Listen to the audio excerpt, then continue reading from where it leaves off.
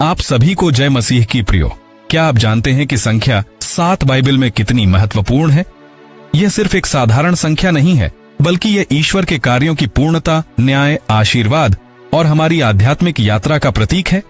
क्या आपने कभी सोचा है कि क्यों सृष्टि के कार्य 7 दिनों में पूरे हुए और क्यों 7 तुरहियां, 7 आशीर्वाद, 7 आत्माएं और 7 पाप बाइबल में बार बार आते हैं? आज के इस वीडियो में हम इस रहस्यमयी संख्या 7 के बारे में गहराई से जानेंगे और समझेंगे कि कैसे यह हमारे जीवन को बदल सकती है। यह वीडियो आपके लिए है जो चाहते हैं कि उनका जीवन ईश्वर के आशीर्वाद से भर जाए और वह ईश्वर के कार्यों की पूर्णता को महसूस कर सकें। अगर आपको यह वीडियो पसंद आए तो कृपया इसे लाइक करें, अपने दोस्तों के साथ शेयर करें और हमारे चैनल को सब्सक्राइब करना न भूलें। और हाँ, कमेंट बॉक्स में हालेलुया जरूर लिखें और बताएं कि आप इस वीडियो से क्या सीखने वाले हैं। चलिए शुरू करते हैं इस अद्भुत आध्यात्मिक यात्रा को। प्रिय भाइयों और बहनों, संख्या 7 के विषय में जितना हम बाइबल में पढ़ते हैं, उतना ही हम यह समझ पाते हैं कि यह केवल एक साधारण संख्या नहीं है। यह ईश्वर की महानता, उनकी रचना की पूर्णता और उनके अद्भुत कार्यों का प्रतीक है।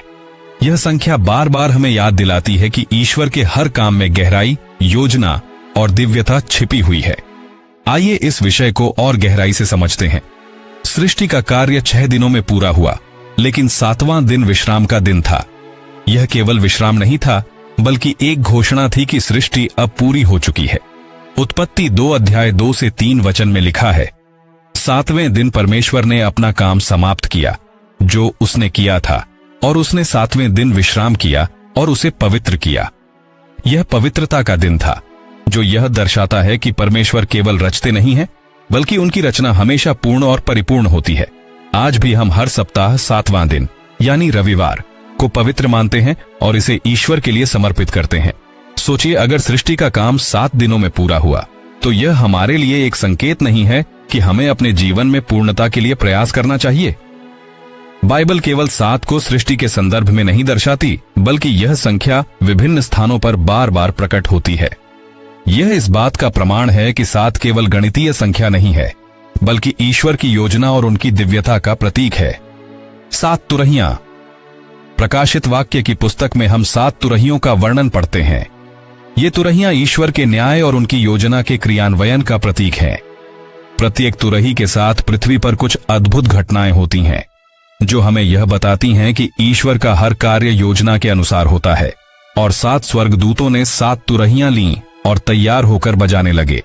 प्रकाशित वाक्य 8 अध्याय 6 वचन। जब अंतिम तुरही बजती है तो ईश्वर का राज्य प्रकट होता है और उनका महिमा का कार्य पूरा होता है। 7 मोहरें। प्रकाशित वाक्य 5 अध्याय 8 वचन में हमें 7 मोहरों का उल्लेख मिलता है। यह 7 मोहरें ईश्वर के रहस्यों और उनके कार्यों की योजना को दर्शाती है। ये मोहरें केवल मसीह द्वारा खोली जाती हैं, क्योंकि वही इसके योग्य हैं। तब मैंने दाहिने हाथ में एक पुस्तक देखी जो भीतर और बाहर लिखी हुई थी और 7 मोहरों से बंद थी। यह हमें बताता है कि ईश्वर के कार्य रहस्यमय हो सकते हैं, लेकिन वे हमेशा पूर्ण होते हैं। 7 स्वर्ण दीपदान।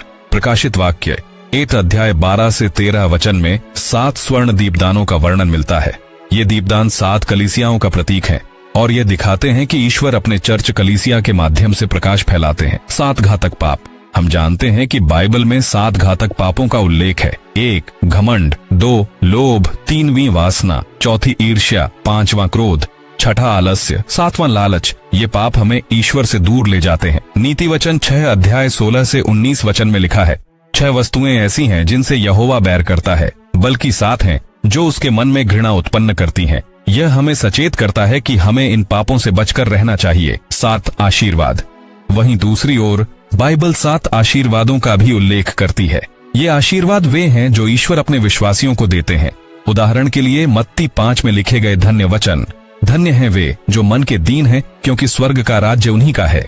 ईश्वर हमें इन आशीर्वादों के माध्यम से यह सिखाते हैं कि जो लोग उनके मार्ग पर चलते हैं वे सच्चे आनंद और शांति को प्राप्त करते हैं।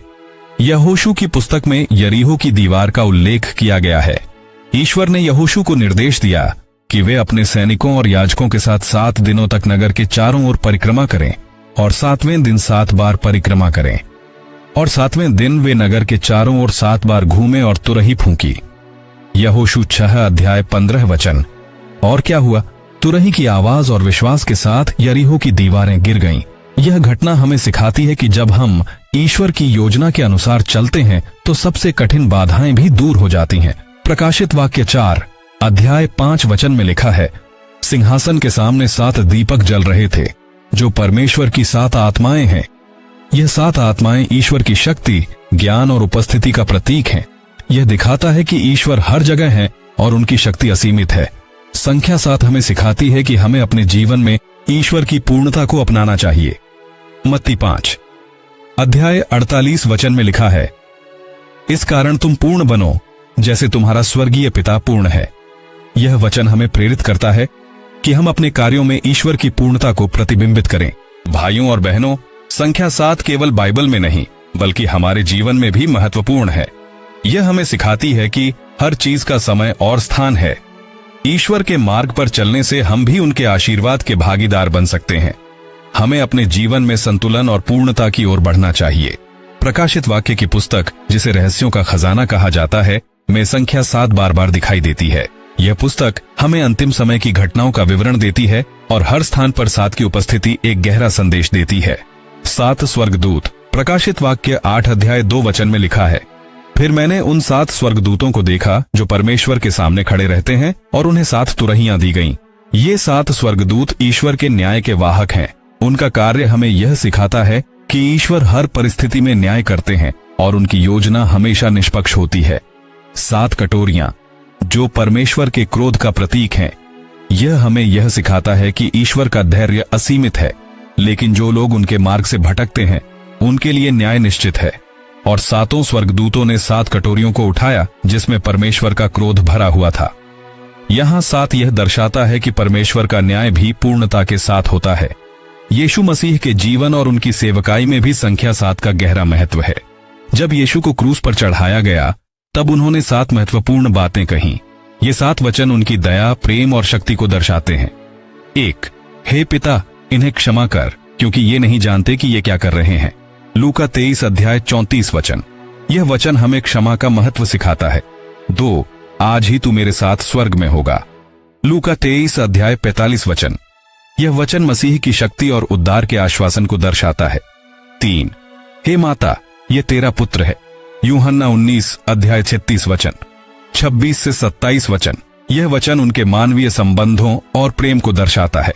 4, हे मेरे परमेश्वर, तूने मुझे क्यों छोड़ दिया। मत्ती 27 अध्याय 46 वचन। यह वचन उनके दर्द और बलिदान को व्यक्त करता है। 5, मुझे प्यास लगी है। यूहन्ना 19 अध्याय 28 वचन। यह वचन उनके मानवीय स्वभाव को दिखाता है। 6, यह पूरा हुआ। यूहन्ना 19 अध्याय 30 वचन। यह वचन उनकी मिशन की पूर्णता को दर्शाता है। 7, हे पिता, मैं अपनी आत्मा तेरे हाथों में सौंपता हूं। लूका 23 अध्याय 7 वचन। 47 वचन। यह वचन उनके विश्वास और समर्पण को दर्शाता है। यह 7 वचन हमें यह सिखाते हैं कि यीशु का बलिदान भी पूर्णता और प्रेम से भरा हुआ था। भाइयों और बहनों, क्या आपने कभी सोचा है कि प्रार्थना में भी संख्या 7 का कितना महत्व है? 7 बार प्रार्थना करना। एक राजा 18 अध्याय 42 से 45 वचन में हम पाते हैं कि जब एलिय्याह ने वर्षा के लिए प्रार्थना की तो उसने 7 बार प्रार्थना की। 7वें प्रयास पर बादल आकाश में दिखाई दिए और वर्षा हुई, और उसने अपने सेवक से कहा, जा समुद्र की ओर देख। सेवक ने कहा, मैंने कुछ नहीं देखा। 7वीं बार उसने कहा, देखो, एक छोटा बादल समुद्र से उठता है। यह घटना हमें सिखाती है कि हमें प्रार्थना में धैर्य और विश्वास बनाए रखना चाहिए। प्रार्थना वह शक्ति है जो हमारे जीवन में ईश्वर के काम को सक्रिय करती है। याकूब 5 अध्याय 16 वचन में लिखा है, धर्मी व्यक्ति की प्रभावशाली प्रार्थना बहुत कुछ कर सकती है। अगर हमारी प्रार्थना विश्वास से भरी हो और हम ईश्वर की योजना के अनुसार प्रार्थना करें तो वह हमारी हर प्रार्थना का उत्तर देंगे। पवित्र आत्मा का कार्य भी संख्या 7 के माध्यम से स्पष्ट होता है। यशायाह 11वें अध्याय 2 वचन में लिखा है कि पवित्र आत्मा के 7 गुण हैं।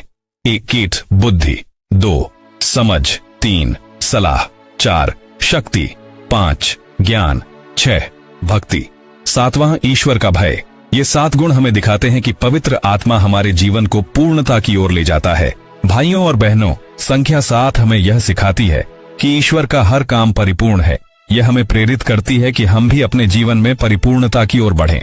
7 बार क्षमा करना। मत्ती 18 अध्याय 21 से 22 वचन में जब पतरस ने यीशु से पूछा, मैं अपने भाई को कितनी बार क्षमा करूं, तो यीशु ने उत्तर दिया, मैं तुझसे यह नहीं कहता कि 7 बार, बल्कि 70 गुना 7 बार। यह हमें सिखाता है कि हमें अपने जीवन में क्षमा और दया को बार बार अपनाना चाहिए। 7 गुना आशीर्वाद। यूहन्ना 10 अध्याय 10 वचन में यीशु कहते हैं, मैं इसलिए आया हूं कि वे जीवन पाएं और वह भी भरपूर। ईश्वर हमारे जीवन को 7 गुना आशीर्वादों से भरना चाहते हैं यदि हम उनकी इच्छा में चलते हैं। भाइयों और बहनों, संख्या 7 हमें यह सिखाती है कि 8 हमें अपने जीवन में ईश्वर की योजना के अनुसार चलना चाहिए। 2 हमें धैर्य और विश्वास बनाए रखना चाहिए। 3 हमें क्षमा, प्रेम और दया के मार्ग पर चलना चाहिए। भाइयों और बहनों, संख्या 7 पर चर्चा करते हुए हमें एहसास होता है कि यह केवल एक संख्या नहीं है, बल्कि एक ऐसा दिव्य संकेत है जो हमें जीवन में गहराई और अर्थ प्रदान करता है। इस पवित्र चर्चा को और विस्तारित करते हैं ताकि हम अधिक आत्मिक प्रेरणा और समझ प्राप्त कर सकें। प्रकाशित वाक्य 1 अध्याय 12 से 13 वचन में हम पाते हैं कि यूहन्ना ने स्वर्ग में 7 दीपक देखे। तब मैंने फिरा यह देखने के लिए कि जो शब्द मुझसे बोल रहा था, और फिर कर मैंने 7 सोने के दीपदान देखे, और उन दीपदानों के बीच में मनुष्य के पुत्र के समान एक जन खड़ा था। इन 7 दीपदानों का प्रतीक है 7 कलीसियाओं का, जो ईश्वर के कार्य और उनके उद्देश्यों को दर्शाते हैं। ये 7 कलीसियाएं हमें यह सिखाती हैं, ईश्वर की उपस्थिति हर जगह है। उनकी कलीसिया उनका प्रकाश है जो संसार के अंधकार को दूर करता है। हर कलीसिया का अपना एक विशिष्ट संदेश और उद्देश्य है। क्या हम इस दिव्य प्रकाश को अपने जीवन में स्थान दे रहे हैं? क्या हम भी ईश्वर के उद्देश्यों को पूरा करने के लिए उनके दीपदान का हिस्सा बन रहे हैं? भाइयों और बहनों, क्या आपने कभी सोचा है कि संगीत में भी संख्या 7 का गहरा संबंध है? संगीत के 7 स्वर सा, रे, गा, मा, पा, धा, नि ईश्वर की रचनात्मकता और उनकी पूर्णता का एक अद्भुत उदाहरण है। संगीत हमें आत्मा की गहराई से ईश्वर की आराधना करने का एक माध्यम देता है। भजन संहिता 150 अध्याय 4 से 6 वचन में लिखा है, तुरही फूंक कर उसकी स्तुति करो, सारंगी और वीणा बजाकर उसकी स्तुति करो, झांझ और नृत्य करके उसकी स्तुति करो। जब हम इन 7 स्वरों का उपयोग करते हुए ईश्वर की स्तुति करते हैं तो यह हमें उनके करीब ले जाता है। यह संख्या हमें याद दिलाती है कि ईश्वर की आराधना करने का हर तरीका भी पूर्णता से भरा हुआ है। भाइयों और बहनों, सृष्टि के 7वें दिन को ध्यान में रखते हुए हम ईश्वर के विश्राम के महत्व को नहीं भूल सकते। उत्पत्ति 2 अध्याय 2 वचन में लिखा है, और परमेश्वर ने 7वें दिन तक अपने काम को समाप्त किया जो उसने किया था, और उसने 7वें दिन सब काम से विश्राम लिया। 7वें दिन का महत्व यह हमें सिखाता है कि हमारा शरीर और आत्मा दोनों ही विश्राम की आवश्यकता रखते हैं। विश्राम केवल आराम करने का समय नहीं है, बल्कि यह आत्मा को पुनर्जीवित करने और ईश्वर के साथ संबंध को मजबूत करने का समय है। 7वां दिन हमारे लिए ईश्वर की उपस्थिति में आनंद लेने का दिन है। निर्गमन 20 अध्याय 8 से 10 वचन में लिखा है, विश्राम दिन को पवित्र मानना, इसकी सुधि रखना। 6 दिन तक तू परिश्रम करके अपना सब काम काज करना, परंतु 7वां दिन तेरे परमेश्वर यहोवा का विश्राम दिन है। यह हमें याद दिलाता है कि हमें न केवल अपने लिए बल्कि अपने परिवार, समाज और यहाँ तक कि प्रकृति के लिए भी संतुलन और विश्राम का महत्व समझना चाहिए। भाइयों और बहनों, ईश्वर ने हमें केवल सांसारिक जीवन के लिए नहीं बनाया, बल्कि हमें आत्मिक आशीर्वादों से भरने के लिए बुलाया है। संख्या 7 बार बार यह दर्शाती है कि ईश्वर की योजना हमारी आत्मा के लिए परिपूर्ण है। इफिसियों 1 अध्याय 3 वचन में लिखा है, हमारे प्रभु यीशु मसीह का परमेश्वर और पिता धन्य हो, जिसने हमें स्वर्गीय स्थानों में हर प्रकार की आत्मिक आशीष दी। ईश्वर ने हमें जिन आत्मिक आशीर्वादों से भरने का वादा किया है वे हैं 8 उद्धार का आशीर्वाद, 2 शांति का आशीर्वाद, 3 दया का आशीर्वाद, 4 अनुग्रह का आशीर्वाद, 5वां ज्ञान और समझ का आशीर्वाद, 6ठा आत्मिक शक्ति का आशीर्वाद, 7वां अनंत जीवन का आशीर्वाद। क्या हम इन आशीर्वादों को स्वीकार करने के लिए तैयार हैं? ईश्वर हमें उनकी पूर्णता में भागीदार बनने के लिए बुला रहे हैं। मत्ती 5 अध्याय 48 वचन में यीशु कहते हैं, इसलिए तुम सिद्ध बनो जैसे तुम्हारा स्वर्गीय पिता सिद्ध है। यह संख्या 7 हमें यह प्रेरणा देती है कि हम अपने जीवन में आत्मिक परिपूर्णता के लिए प्रयास करें। भाइयों और बहनों, संख्या 7 केवल एक बाइबलिक विषय नहीं है, यह हमारे दैनिक जीवन में भी महत्वपूर्ण है। आइए कुछ और उदाहरणों को समझते हैं। 7 रंगों का इंद्रधनुष। ईश्वर ने जल प्रलय के बाद नोआह से एक वाचा की और इंद्रधनुष को इस वाचा का प्रतीक बनाया। इंद्रधनुष के 7 रंग लाल, नारंगी, पीला, हरा, नीला, जामुनी और बैंगनी यह दर्शाते हैं कि ईश्वर की हर प्रतिज्ञा परिपूर्ण और सच्ची है। 7 दिन का सप्ताह, सप्ताह के 7 दिन हमें यह याद दिलाते हैं कि हर दिन का एक उद्देश्य है। कार्य करने के लिए 6 दिन, विश्राम और ईश्वर के साथ समय बिताने के लिए 7वां दिन। अंत में भाइयों और बहनों, संख्या 7 हमें 3 महत्वपूर्ण बातें सिखाती हैं। 1. विश्वास, ईश्वर पर पूरा विश्वास रखें कि उनकी योजना परिपूर्ण है। 2. प्रेम, उनकी पूर्णता को अपने जीवन में स्वीकार करें और दूसरों के साथ प्रेम बांटें। 3. आशा, हर परिस्थिति में आशा बनाए रखें क्योंकि ईश्वर का समय हमेशा सही होता है। भजन संहिता 27 अध्याय 7 वचन कहती है, यहोवा के सामने चुपचाप रहो और धीरज से उसकी बाट जोहते रहो। क्या आप अपने जीवन में यह विश्वास, प्रेम और आशा लाने के लिए तैयार हैं? प्रियजनों, संख्या 7 हमें ईश्वर की परिपूर्णता, न्याय और प्रेम की गवाही देती है। यह हमें प्रेरित करती है कि हम अपने जीवन में उनकी उपस्थिति को और अधिक महसूस करें। तो आइए हम इस अद्भुत संख्या के संदेश को अपने जीवन का हिस्सा बनाएं और ईश्वर के उद्देश्यों को पूर्णता के साथ जिएं। धन्यवाद और जय मसीह की।